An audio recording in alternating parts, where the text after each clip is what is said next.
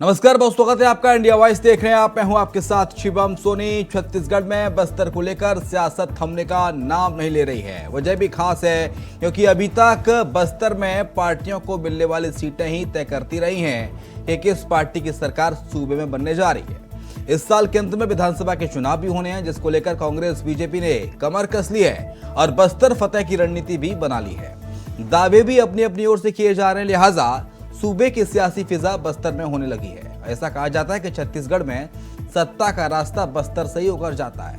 नक्सल क्षेत्र कहे जाने वाले बस्तर की विधानसभा की 12 सीटें हैं, जिससे जीतने के लिए बीजेपी और कांग्रेस अपना पूरा दमखम लगा रही है। रिपोर्ट आप देखिए, उसके बाद चर्चा की शुरुआत। तो फिर क्या मान लिया जाए जो जीतेगा बस्तर वही होगा छत्तीसगढ़ का सिकंदर? तभी तो सभी राजनीतिक दलों का जोर बस्तर पर है।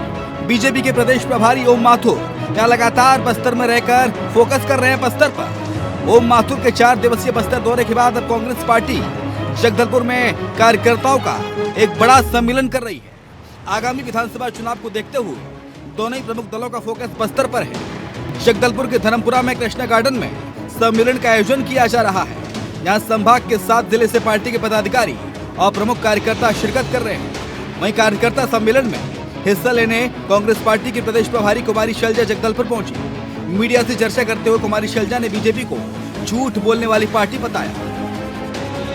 चुनाव नजदीक आ रहा है और कांग्रेस पार्टी की पूरी तैयारी है, हमारे संगठन की पूरी तैयारी है और सभी लोग मिलजुल कर आगे ज़मीन पर उतर कर मेहनत करके फिर से सरकार बनाएंगे। भाजपा की राजनीति अलग है, हमारी काम करने की है और उनकी गलत बातें झूठ फैलाने की राजनीति है।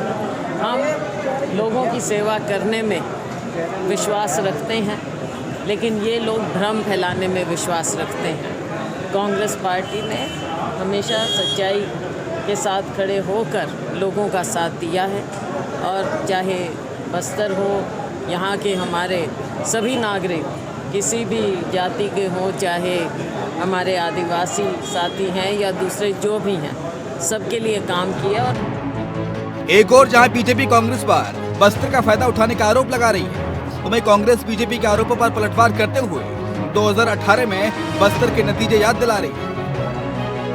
भारतीय जनता पार्टी मुगालते में है। भारतीय जनता पार्टी को बस्तर की जनता ने 2018 में नकारा था।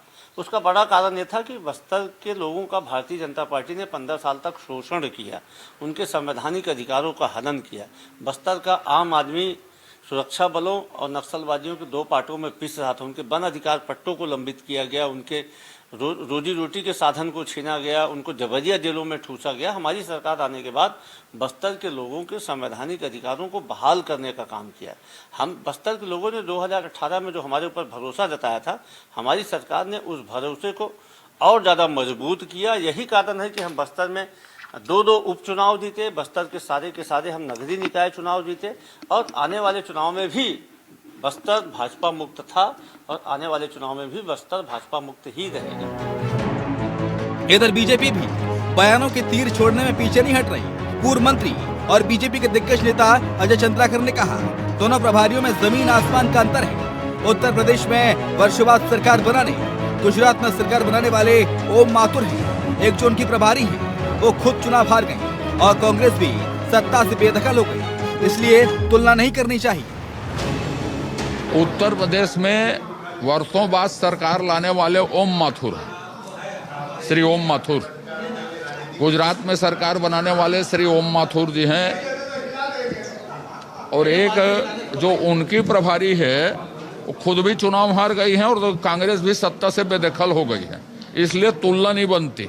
हम लोगों से जो भी गलतियां हुई होंगी, लेकिन बस्तर रो रहा है, छत्तीसगढ़ रो रहा है और अब 18 तारीख को दिसंबर में नई सरकार शपथ लेगी।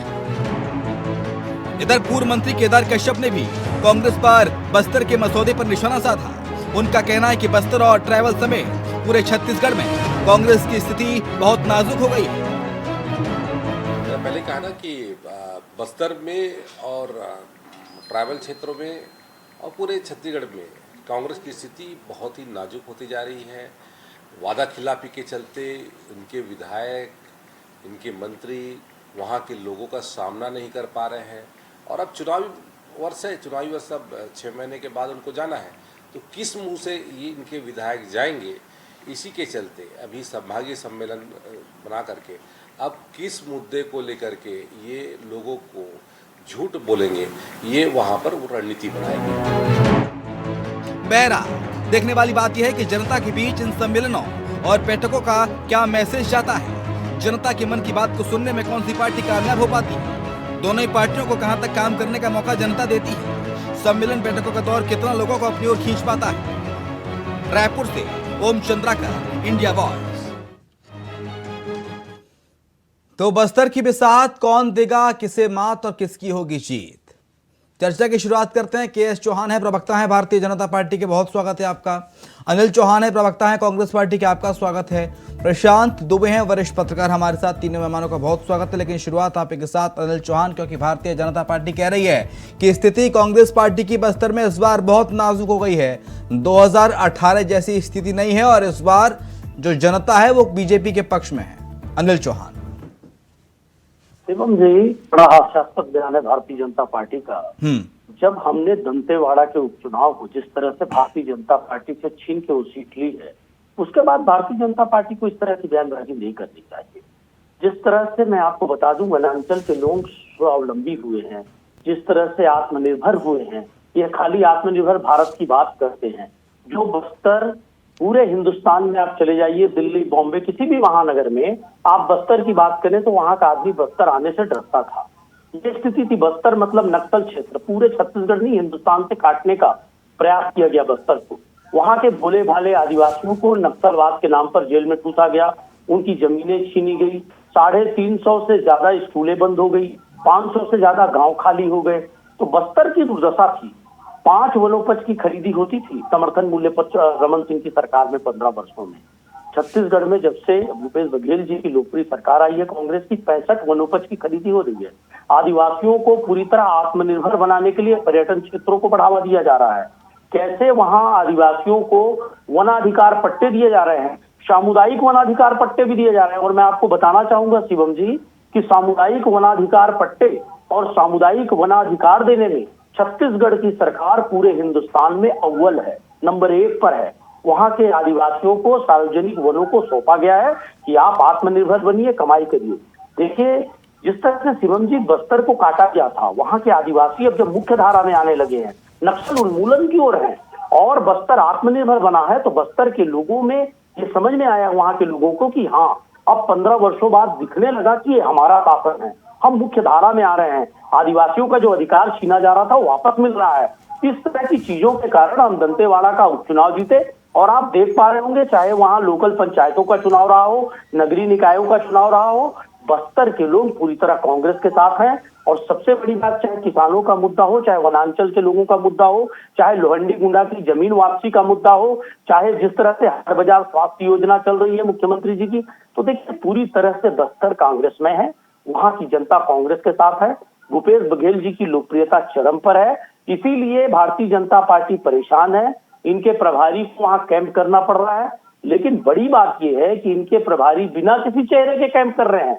तो बड़ा सवाल ये उठ रहा है, क्या बस्तर में ओम माथुर जी चुनाव लड़ेंगे? क्या छत्तीसगढ़ में वही चेहरा होंगे सीएम का? ये सवाल तो उठेगा साहब। जनता पूछ रही है ये ओम माथुर जी कौन है भाई?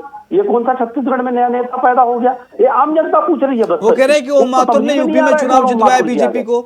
सुन तो लीजिए अनिल चौहान, वो कह रहे हैं कि ओम माथुर ने यूपी में चुनाव जितवाया बीजेपी को, ओम माथुर ने गुजरात में चुनाव जितवाया बीजेपी को, कुमारी शैलजा तो खुद हारी हुई कैंडिडेट है।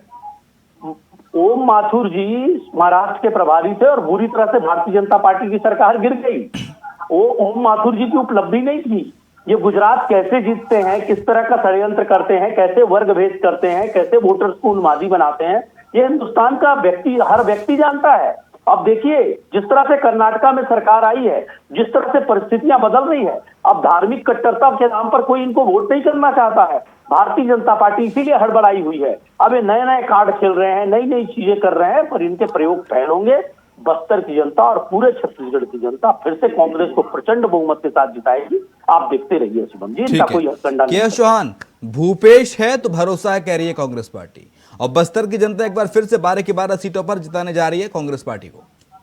जी, शिवम शिवम जी, हाँ, ये यही बोलते हैं कि भूपेश है तो भरोसा है, मतलब नाम है तो भरोसा है। ये कभी नहीं बोलते हैं कि विकास है तो भरोसा है, काम है तो भरोसा है। ये नहीं बोलते। नाम की राजनीति करती है कांग्रेस पार्टी, काम की राजनीति नहीं करती है। अभी आप मेरे प्रवक्ता मित्र बहुत बड़ी बड़ी बातें बोल रहे थे, तो वन अधिकार के 4 लाख पट्टे रमन सिंह जी ने भी दिए हैं वहां पर। आप गूगल निकाल के आप साइड में जाके आप देख लीजिए, अगर अपना नॉलेज दुरुस्त कर लीजिए, जो कि ये 4.5 साल में जो आपने पट्टे दिए हैं उससे 4 गुना ज्यादा है।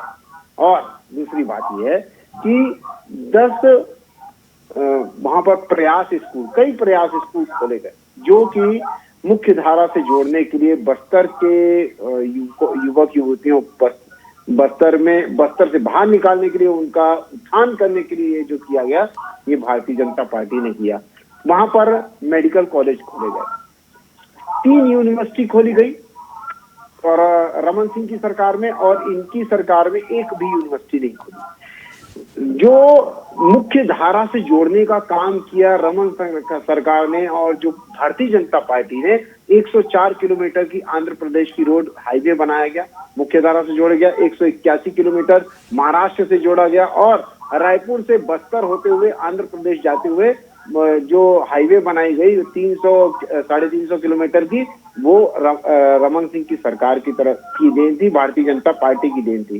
दूसरी बात ये बोल रहा हूँ कि जब इंफ्रास्ट्रक्चर का विकास होता है, जैसे हमने मेडिकल कॉलेज बताया, आपको अस्पताल बताए, आपको स्कूल्स बताए, आपको रोड्स बताए, तब जाके कोई इलाका मुख्य धारा से जुड़ पाता है।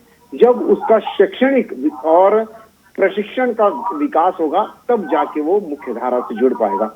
आज 10 जिले, आकांक्षी जिले हमने गोद लिए, और उसमें मतलब भरपूर काम किया, जिसमें हमारे केंद्रीय मंत्री आके काम करते थे, देखते थे, मॉनिटरिंग करते थे, और उसमें भी ये लोग अवसर में आपदा ढूंढते थे कि वो बोले कि राजनीति करने आए हैं, वहां पर आकांक्षी जिलों को देखने नहीं आए हैं। तो मैं अपने कांग्रेस मित्रों को बता देना चाहता हूं कि भारतीय जनता पार्टी जहां पर भी, ये उनका नारा है, ये उनका ध्येय है, ये उनका मिशन है कि वो अंत्योदय तक, आखिरी व्यक्ति तक अपने विकास पहुंचाना चाहती है, अपने संसाधनों को पहुंचाना चाहती है, उनके संसाधनों का बेटर यूटिलाइजेशन करना चाहती है। तभी तो आपको 15 साल की सरकार को जनता ने नकार दिया सर। सुनिए, बहुत अच्छा सवाल शिवम जी, बहुत अच्छा सवाल। 15 साल की सरकार में मतलब भारतीय जनता पार्टी को नहीं नकारा, और इसमें जो नकारा गया है उसमें रमन सिंह को नकारा है। सुनिए मैं बता रहा हूँ, 25% ही एंटी इनकम्पेंसी थी। ये मैं नहीं कहता हूं, ये भारतीय जनता पार्टी का कोई नेता नहीं बोलता है। आपके केंद्रीय मंत्री आपके जो कैबिनेट मंत्री हैं, स्वास्थ्य मंत्री हैं टीएस देव जी, वो बोलते हैं। उनका इंटरव्यू का मैं आपको क्लिप भेज दूंगा।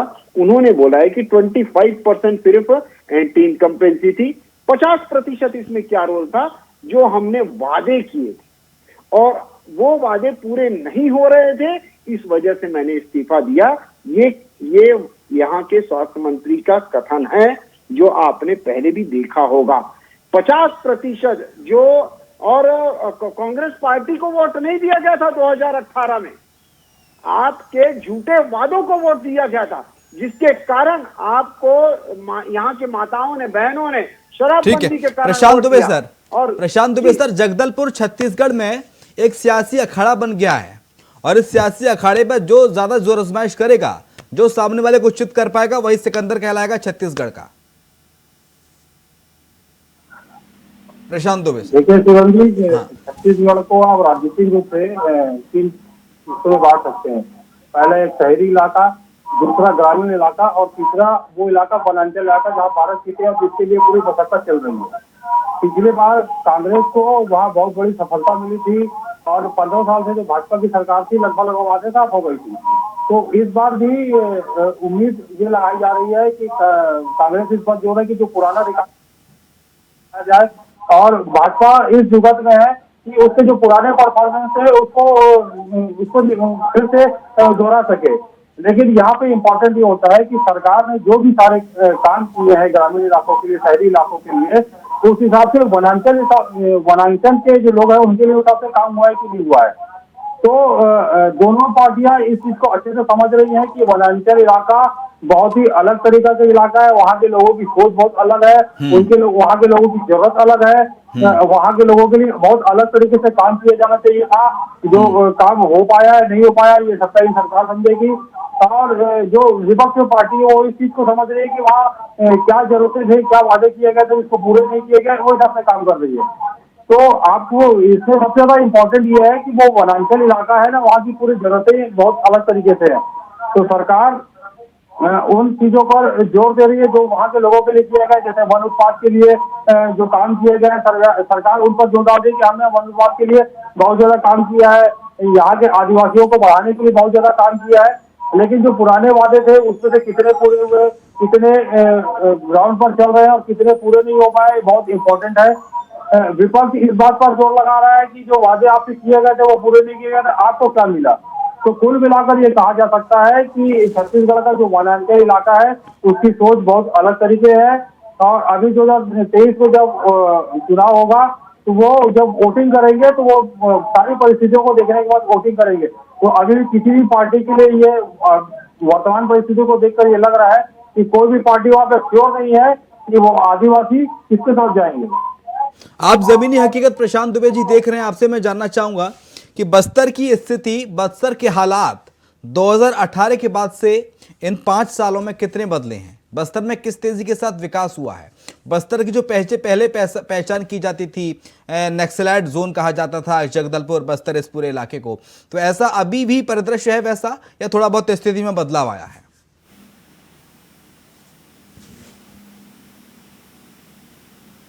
प्रशांत दुबे जी, मेरी आवाज आ रही है सर?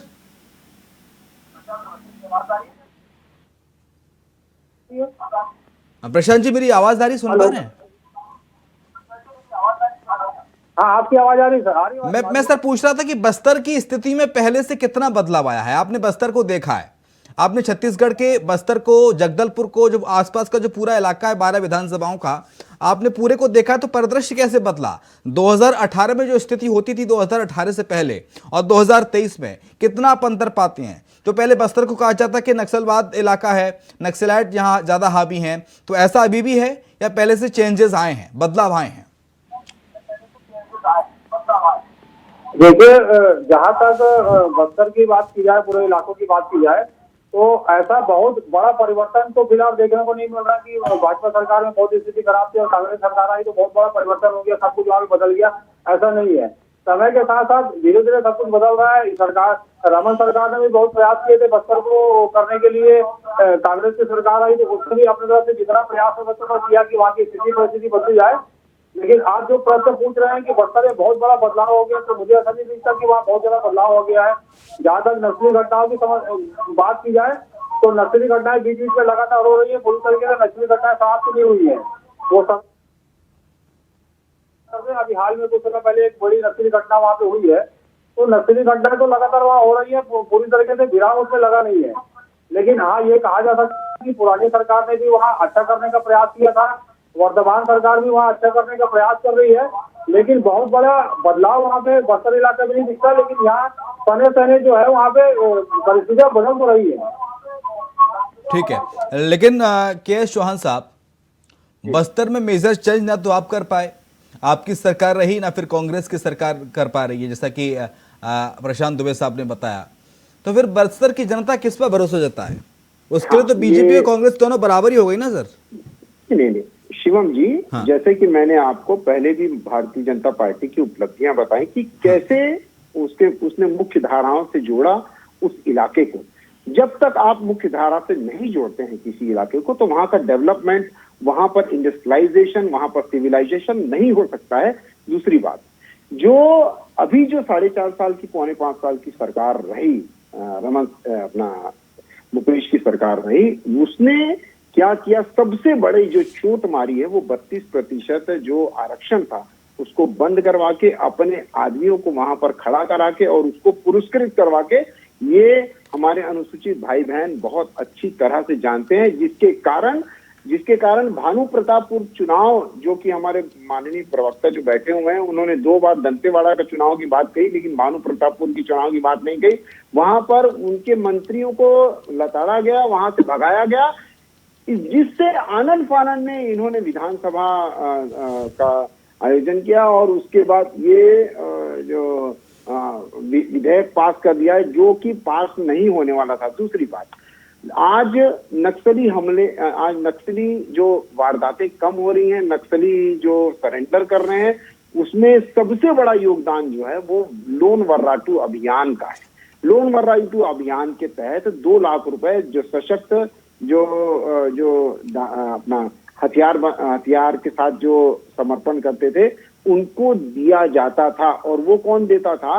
वो केंद्र सरकार देती थी, जिसका सबसे बड़ा लोन वर्राटू अभियान है, जिसके कारण वहां पर नक्सली हमले, नक्सली वारदातें कम हो रही हैं।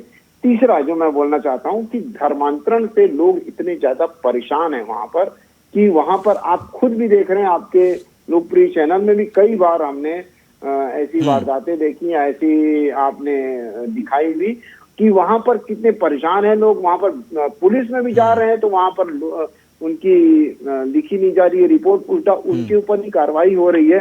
चार महिलाएं जिनका सर फूट गया था, वो आईन, क्योंकि मारा गया था उनको, धर्मांतरण, जबरिया धर्मांतरण करवाया जा रहा था, मारा गया था, पुलिस रिपोर्ट दिखाने आई और पुलिस में रिपोर्ट नहीं लिखी जाती है। ये भूपेश सरकार का एक सबसे बड़ा नमूना है। और वहां पर आपसी जो मतलब मतभेद देख रहे हैं वहां पर, ये भारतीय जनता पार्टी नहीं उठा रही है। ये जो धर्मांतरण का जो विरोध है, वहां की लोकल जनता उठा रही है और बहुत बड़े पैमाने पे उठा रही है, और बीच में आंदोलन भी बहुत ज्यादा किया गया कि धर्मांतरण को रोकना चाहिए। उसके बावजूद भी ये धर्मांतरण को, जबरिया धर्मांतरण को संरक्षण देते हैं। 32% जो आरक्षण था उसके लिए कभी माफ नहीं करेंगे आदिवासी हमारे भाई बहन, हमारे उनके युवक युवती कभी माफ नहीं करेंगे, कभी माफ नहीं करेंगे। ये 2 चीजें जो हैं वो सबसे बड़ी भयानक बात है। और जो भारतीय जनता पार्टी ने जो लोन वर्राटू अभियान के तहत जो पैसे दिए हैं वो कभी नहीं भूलेगी बस्तर की। आप ही के विधायक पर अनिल चौहान हमला हुआ था, आपको याद है? विक्रम मंडावी, बीजापुर में, बस्तर में आता है बीजापुर, अनिल सिंह चौहान जी, आप ही से सवाल था सर। देखिए शिवम जी, अभी मैं सुन रहा था भारतीय जनता पार्टी के प्रवक्ता, मेरे सवाल का जवाब दीजिए, बीजापुर बस्तर में आता है कि नहीं आता? बिल्कुल आता है। तो विक्रम मंडावी पर हमला हुआ था बीजापुर में, विक्रम मंडावी जी पे हमला हुआ, उस बात को भी आपने कहा, मैं कहीं असहमत नहीं हूँ। लेकिन मैं आपसे शिवम जी एक बात कहना चाहता हूँ, यहाँ मैं माननीय वरिष्ठ पत्रकार जी से बस्तर इन 4-4.5 सालों में बदला कितना है, ये बताइए। वही बताना चाहता हूँ आपको शिवम जी। मैं यहाँ पर दुबे जी से भी थोड़ा सहमत नहीं हूँ, माफी चाहूंगा। इसलिए सहमत नहीं हूँ कि आप पूरी नक्सल वारदातों को आप आकलन कर लीजिए, आंकड़े उठाकर देख लीजिए। आप आंकड़े उठाकर देखेंगे तो स्पष्ट समझ में आएगा कि नक्सल वारदात आधी हो गई है। वहां नक्सलियों का जो मूवमेंट है आधा हो गया है। एक घटना से आप पूरे नक्सल उन्मूलन को नहीं जोड़ सकते हैं, नंबर 1 बात। नंबर 2 बात मैं आपको ये कहना चाहता हूं कि आप देख लीजिए, ये भानु प्रतापपुर चुनाव की बात कर रहे थे। भानु प्रतापपुर की बात मैं इसलिए नहीं कर रहा था कि भानु प्रतापपुर में हम ऑलरेडी वहां भानु प्रतापपुर में हमारा विधायक था, माननीय मनोज मंडावी जी वहां हमारे एमएलए थे, हमारे विधायक था, इसलिए मैंने भानु प्रतापपुर की बात नहीं की। हेलो जी सुन पा रहे हैं आप मुझे? सुन रहे हैं सर, आपको सुन रहे हैं। हाँ, तो भानु प्रतापपुर में हमारा एमएलए था, इसलिए मैंने भानु प्रतापपुर की बात नहीं की। दंतेवाड़ा में इनका एमएलए होने के बाद वहां की जनता ने हमें बहुमत दिया, हमारा विधायक बनाया, इसलिए मैंने उसकी बात की। दूसरी बात, इन्होंने पट्टों की बात की। देखिए, वहां वनाधिकार, सामुदायिक वनाधिकार और वनाधिकार आदिवासियों को व्यक्तिगत पट्टा देने में अंतर है। तो सामुदायिक वनाधिकार इन्होंने 5 वनाधिकार, सामुदायिक वनाधिकार दिए थे पूरे 15 वर्षों के साथ। अब मैं इंफ्रास्ट्रक्चर पर आता हूं साहब। इन्होंने इंफ्रास्ट्रक्चर की बात की 2003 में, 3 वर्ष हुए थे जब छत्तीसगढ़ को बने, तब से लेकर 2018 तक इन्होंने सरकार इनकी की। क्या इन्होंने उस अनुपात में विकास किया बस्तर का? इनको ये सोचना चाहिए। 15 वर्षों के शासनकाल में आप 500 गांव खाली करा दिए, 350 प्राथमिक शालाएं आपने बंद करा दी जिसको कांग्रेस ने चालू कराया। आप विकास की बात करते हैं, देखिए साहब बस्तर में बदलाव तो हुआ है, उसको भारतीय जनता पार्टी चाहे माने या ना माने, बस्तर में बदलाव हुआ है, उसी का परिणाम है। मैंने दंतेवाड़ा का फिर उदाहरण दिया था और फिर कह रहा हूँ आपको। और दूसरी बात मैं आपको कहना चाहता हूँ, चाहे 4 चिरौंजी का विषय हो, चाहे दूसरे वंशपत का विषय हो, चाहे तेंदुपत्ता का मामला हो, जिस तरह से समय इतना ही मेरे पास, समय मुझे ज्यादा अनुमति नहीं दे रहा। बहुत शुक्रिया आपका अनिल चौहान साहब, के.एस. चौहान साहब आपका शुक्रिया, प्रशांत दुबे हमारे साथ थे वरिष्ठ पत्रकार, आपका भी शुक्रिया प्रशांत सर चर्चा में शरीक होने के लिए। और इसी के साथ हमारी इस खास पेशकश में फिलहाल इतना ही। खबर लगातार जारी है, आप देखते रहिए इंडिया वॉइस।